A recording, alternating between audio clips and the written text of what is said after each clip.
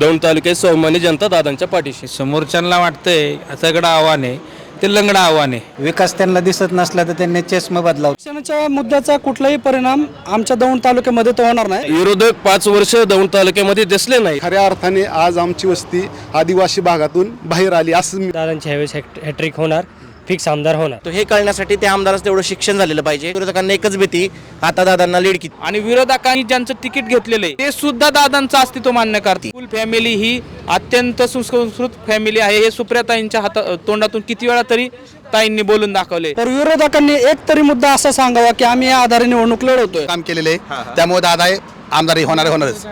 कोणी असले विरोधक असले तर दादा आमदार होणारच. दौंड तालुक्याचा खऱ्या अर्थाने विकास दादांनी केलेला आहे. रस्त्याची अडचण असेल, पाण्याची अडचण असेल, विजेची अडचण असेल, प्रत्येक अडचण सोडवण्याचं काम दादांनी केलेलं आहे. कोरोना काळात कोरोना झालेला असून देखील दादांनी गोरगरिबांची अडचण सोडवली आहे. रेमडेसिवीर असतील, इतर काही अडचणी असतील त्या सोडवण्याचं काम दादांनी केलेलं आहे. त्यामुळे दादाच आमदार होतील. दौंड तालुक्यात स्वाभिमानी जनता दादांच्या पाठीशी. विरोधक तर म्हणतात दौंड तालुक्याचा काही विकास झाला नाही, तो दिसत पण नाही. विरोधक 5 वर्ष दौंड तालुक्यामध्ये दिसले नाहीत, आज आलेले आहेत. त्यामुळे त्यांच्या बोलण्याकडे लक्ष न दिलेलं चांगलं. आमची मोरे भगत वस्ती ही अतिशय एकदम आदिवासी असल्यासारखी होती. तिथं रस्ता नाही, पाणी नाही, कुठलीच सुविधा नव्हती. पण दादांनी आता 70 लाख रुपये आमच्या वस्तीसाठी मंजूर केलेले आहेत रस्त्यासाठी. आणि खऱ्या अर्थाने आज आमची वस्ती आदिवासी भागातून बाहेर आली असं मी म्हणतो. विकासाचा एकच वादा राहुल दादा. तरुणांसाठी आतापर्यंत दादांनी कोणकोणती कामं केलेली आहेत? शिक्षण क्षेत्रातले असतील, आरोग्य क्षेत्रातले असतील, भरपूर असे दादांनी कामं केलेले आहे. मुलांचे वर्कआउट, जिम वगैरे असे संदर्भातली भरपूर कामं राहुल दादांनी केलेली. त्यामुळे दादांच्या ह्यावेळेस हॅट्रिक होणार, फिक्स आमदार होणार. हे आमदार म्हणजे अतिशय हुशार व्यक्ती आहेत आणि तर तालुक्यातच नाही तर मंत्रालयात सुद्धा आमच्या आमदारांचं वर्चस्व आहे असं म्हटलं जातं. कारण ते स्वतः वकील असल्यामुळे इतर आमदारांना काही गोष्टी समजत नाही. तर एखादा ब्रिज आणायचा असेल तर त्या ब्रिजवरनं जाणारी वाहनं किती आणि तो ब्रिज आणण्यासाठी किती फंड लागतो हे कळण्यासाठी त्या आमदाराचं तेवढं शिक्षण झालेलं पाहिजे. हे आमच्याकडे एक मजबूत आमच्या आमदाराकडं रुबाब आहे तो. आणि शिक्षण असल्यामुळे आमच्या समोरच्या माणसाला शिक्षण कमी असल्यामुळे किंवा काही असल्यामुळे त्यांना ती कामं त्या प्रमाणात आणता येत नाही. त्यामुळे आमच्या दौंड तालुक्याचा विकास हा भरपूर प्रमाणात झालेला आहे. आणि भविष्यातही हॅट्रिक झाली तर जसं पुणे शहराचा विकास झालेला आहे, बारामतीचा विकास झाला आहे, तसाही दौंड तालुक्याचा विकास होईल ह्याची आम्हाला खात्री आहे.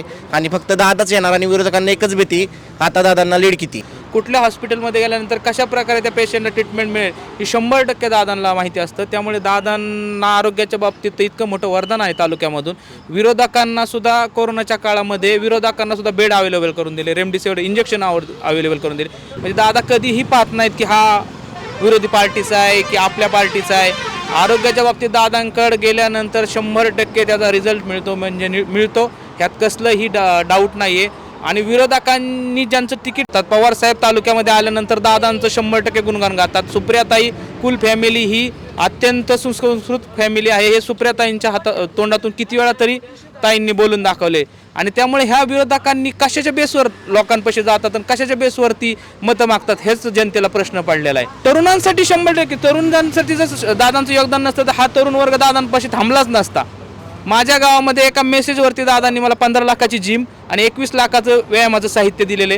आणि कधीच तरुणांना गेल्यानंतर दादा कुठल्याच गोष्टीला नाही म्हणत. अशाच्या आधारावरती निवडणूक लढवावी याचे भरपूर दादांकडे मुद्दे आहेत. तर विरोधकांनी एक तरी मुद्दा असा सांगावा की आम्ही या आधारे निवडणूक लढवतोय. ज्या उमेदवारांनी आता लोकसभेच्या वेळेस दादांवर आरोप केले सुप्रियाताईंवरती की 1 रुपयाचा निधी दौंड तालुक्याला मागच्या काळामध्ये सुप्रियाताईंनी दिलेला नाही आहे. तर आता हे सुप्रियाताईंनी जर का या उमेदवाराला जर का तिकीट दिलं असेल तर कशाच्या आधारावरती हे निवडणूक लढवतात हे आपल्या जनतेने अनुभवलं पाहिजे. आणि जनतेने सगळ्या गोष्टी लक्षात घेऊन राहुलदादांच्या एक स्वाभिमानी दौंडकर म्हणून राहुलदादांच्या पाठीशी कायम उभं राहिलं पाहिजे. आरक्षणाच्या मुद्द्याचा काय परिणाम होईल का या इलेक्शनवर? नाही, आरक्षणाच्या मुद्द्याचा कुठलाही परिणाम आमच्या दौंड तालुक्यामध्ये तो होणार नाही. कारण दादांनी आजपर्यंत कुठल्याही जातीला कमी लेखलं नाही आहे. प्रत्येक जातीच्या मागं खंबीरपणे उभा राहिलेले आहेत. प्रत्येक जातीचे प्रश्न सोडवलेले आहेत दादांनी. त्यामुळे जातीचा इफेक्ट आमच्या दौंड तालुक्यामध्ये अजिबात पडणार नाही आहे. विकासामुळे दादांना भरपूर मतदान होणार. मळदमधनं दादांनी मळदचा भरपूर विकास केल्यामुळे काय अडचण येणार नाही. विरोधक म्हणतात विकास दिसत नाही. विकास त्यांना दिसत नसला तर त्यांनी चष्मा बदलावं, विकास बघावं. त्यांचं काय झालं, त्यांनी काळी पट्टीचंच गॉगल वापरल्यामुळे त्यांना सगळं काळच दिसतं या दौंड तालुक्यात या ठिकाणी राहुल कुल उमेदवार म्हणून उभे आहेत सगळ्यात महत्त्वाचं, आणि यांच्यापुढे एक तगडं आव्हान देखील शरद पवार साहेबांनी उभं केलेलं आहे. कसं बघता याच्याकडे? शरद पवार साहेबांनी कितीही तगडं आव्हान राहुलदादांच्या पुढे जरी उभं केलं असेल तरी त्या तगड्या आव्हानाला राहुलदादा विकासाच्या माध्यमातूनच त्यांना त्याचं उत्तर देतील आणि सगळ्या महाराष्ट्रातील जनतेलाही कळेल की राहुलदादा दौंड तालुक्यातील विकासरत्न कसं आहे आणि आरोग्यदूत कशी आहेत ते. त्याच्यामुळं मतदान हे दौंड तालुक्यातून राहुलदादांना ते उगाच कसं आहे, दाखव भूमिका करायची आहे, फक्त कुठंतरी उभा करायचं आहे. अहो जी लोक एकनिष्ठ होती त्यांना त्यांनी जवळ नाही केले, बाहेरचा घेऊन समोर उभा करतायत. त्यात काय उपयोगच नाही ना, त्यांच्याकडं कॅन्डिडेटच नव्हता आणि नाहीच आहे असं म्हणलं तरी चालेल. रामकृष्ण हरी. रामकृष्ण हरी. काय म्हणताय? आज राहुल कुलचा दौरा आपल्या गावात आला इकडे. हो कसं काय काय यावेळेस मतदान होणार की कुणाला? कुल्ला आप्पा आप्पा बी आपलाच पण कुल्ला होणार मतदान.